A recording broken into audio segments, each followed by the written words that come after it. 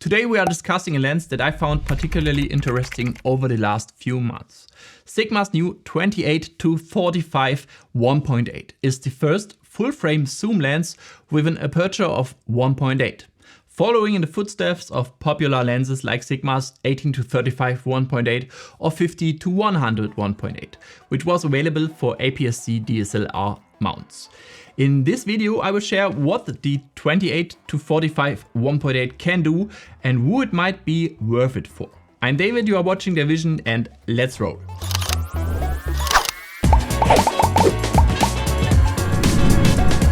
What I personally didn't expect when this lens was introduced was the price of just 1,500 euros.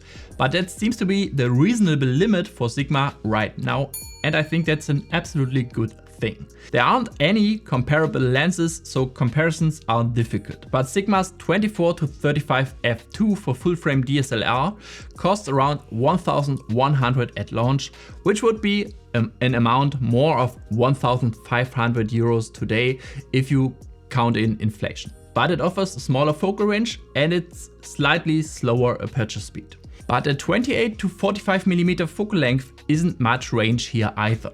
Basically, it's just a 1.6x zoom lens. In comparison, typically 24-70 2.8 lenses are almost 3x zoom lenses, but are also 1.3 stops slower. However, the 28-45 is significantly larger and heavier to accommodate that aperture and that speed. It's 151mm long with a diameter of 87mm, and the design is quite bulky and large. It's not small or lightweight, nor is it meant to be. A current 24-70 2.8 from Sigma by comparison is 3 cm shorter and over 200 grams lighter in weight. The 28-45 also uses a 82mm filter thread. What also makes the Sigma special is that it's one of the few currently available lenses that zooms internally. This means the lens doesn't extend like a typical standard zoom lens when changing the focal length. Its length remains the same over the whole focal range. That isn't that much. This has some key advantages, such as the weight not shifting as much, meaning the balance on, for example, a gimbal doesn't need to be readjusted after changing focal lengths, and this makes this lens immediately interesting for videographers. And because the lens doesn't extend, it can't suck in dust when zooming. No air pump effect here, what Sigma is pretty well known for the worst. The lens is of course also sealed against dust and splash water, but remember that only applies with a front filter attached to the lens. As usual for Sigma, the build quality is extremely high. This is something we have come to expect, and it doesn't fall short of much more expensive lenses. In fact, I'd place Sigma's build quality well above that of Canon's RF-L lenses, for example. There's a zoom ring that moves smoothly, allowing for zooming during shooting video without any stuttering. Another plus for videographers. The focus ring has also the right amount of resistance for manual focusing and focus pulls. It's also nice that the close focus distance remains constant across the entire focal length range at 30 centimeters and 1:4 magnification ratio. There's also an aperture ring that can be clicked or unclicked or locked or unlocked like you want it. The optical construction consists of 18 elements in 15 groups. So let's see what it can do. At 28mm and f1.8, the sharpness in the center is okay, but could be a bit better. The image edges are acceptable at 61 megapixels, and you will see less of this with lower resolution photos or even videos.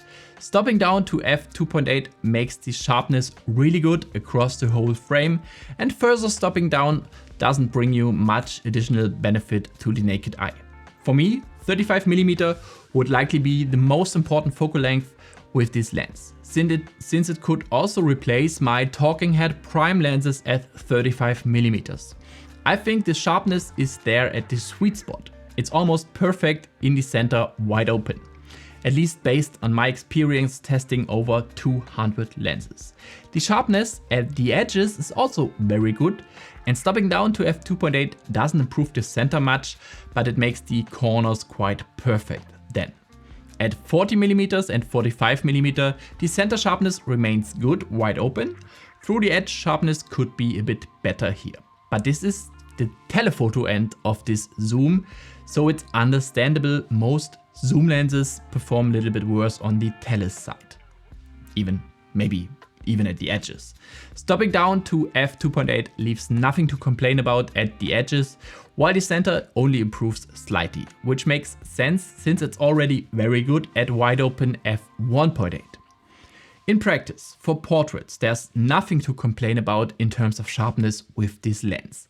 The images are razor sharp where they need to be, even when looking closely. For example, at the eyes. The image quality is very pleasing. But this is more of an environmental portrait focal length, not the classical headshot one.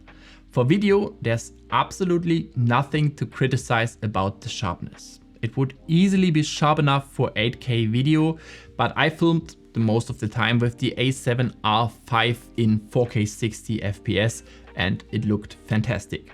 I personally was also very impressed with the lens's performance in handling chromatic aberrations. For a zoom lens, I expected it to struggle here a little bit, but at least with lateral CAs that's not the case. I saw no glowing contrast edges, wherever in portraits with backlighting around the hair, for example, or in these exhibition shots, or in general background backlit shots with high contrast edges. And that holds true regardless of focal length or aperture. Even wide open at f1.8, it's nearly lateral CA free. Longitudinal CAs, shortly LOCA, however, the color fringing in the autofocus areas is a different story here. Sigma has had issues with this in the past and that hasn't changed here either. But for such a fast zoom lens, it's not a huge deal. And the same goes for fast prime lenses. It's visible at f1.8. It's quite heavy, but stopping down to f2.8 helps a lot. And then it's even better than a f2.8 zoom lens would be, in my opinion at least. Let's move on to a point that's obviously interesting with an aperture f1.8. It's the bokeh. This lens can create great background separation. And in practice, the bokeh wide open looks very pleasant, smooth and unobtrusive, no distracting from the subject, no matter what's the focal length. I found the bokeh very nice, but I also always shoot it wide open for portrait kind of shots. Looking at test shots, the bokeh is pleasing.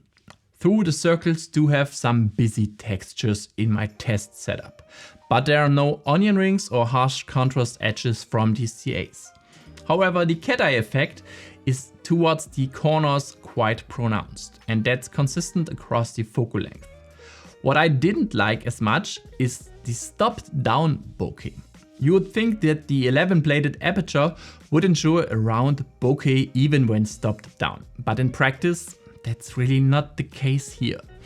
This is at f2.8 and I've seen lenses with fewer blades in the aperture that handle this better and produce a rounder, nicer bokeh when you are stopping down the lens. And as expected, this lens relies heavily on the correction profiles. At 28mm, barrel distortion is clearly visible, which is a bit of a disappointing fact given that the limited focal range is just 1.6 zoom overall. At 35mm on the other hand, there's no distortion at all, and at 45mm there's a bit of pincushion distortion, but it's nothing too serious. Vignetting on the other hand is a completely different story. It's very heavy here.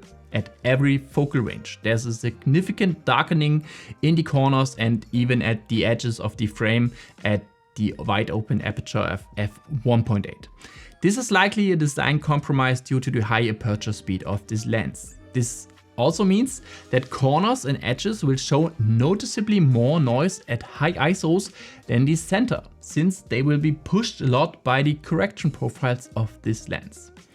Backlit Performance on the other hand is excellent for a zoom lens. Sigma is currently making the best lenses in this regard in my opinion. Ghosting is virtually non-existent when the light source is in the frame. That's impressive for an 18 elements lens. There's just this little spot here that's sometimes annoying and distracting, but nothing more. There are little to no flares when sidelight hits the lens, but if the light source is in the frame at 28mm, you will see this round reflection, which I'm more used to seeing from wide angle lenses. But overall, this lens is excellent for backlit and for lighting for zoom lens. You can also get nice sun stars with this lens. I think they look very nice, but the 22-point stars might be a matter of taste for you. For me, it's my taste. For autofocus, Sigma uses new HLA linear motors in this lens. And like Canon's 35mm 1.4 LVCM, the lens makes slight clattering noises when powered off, but it's not necessarily as annoying as with Canon's lens. Autofocus was fast, reliable and silent, which I really liked. And for video, it works great, with smooth transitions in focusing and no stuttering at all. Sigma also makes this lens as a cinema version with autofocus, so this is obviously very important. However, what I didn't like for a cinema or video lens is the focus breathing at this lens. I expect more from a lens aimed at videographers. At 28mm, focus breathing is quite noticeable. I would even say it's pretty distracting at this focal length. At 35mm, it's still visible and a bit annoying for intentionally focus pulls. And at 45mm, there's no focus breathing anymore visible, which is nice, but still not optimal for video, even though this lens offers many other advantages in this field. In conclusion, this is a very impressive and currently unique lens. It performs really well optically, and the internal zoom is pretty cool, especially for gimbal work. The lens is a lot of fun to use and delivers great results, but personally, the limited focal range would be too much of a restriction for me. I will miss the telephoto range of a standard zoom lens. However, if you are willing to switch between full frame modes and APS-C crop modes, you almost get back to 70mm at the top end with an equivalent aperture value of f2.5, faster than 2.8 lenses. That might also be interesting for some kind of people. So do it all lens. Feel free to tell me what you think of the 28-45 in the comments down below under the video. And if you think the 28-45 1.8 from Sigma is for you, you will find the lens linked in the video description down below. And these links are affiliate links. If you purchase through them, you will support this channel at no cost to you, helping me continue videos like this one. And if you enjoyed the video, don't forget to like, subscribe and hit the bell if you haven't already, so you don't miss anything new from me. Otherwise, here are 2 more videos you can check out next. And that's it for me for today. See you next time.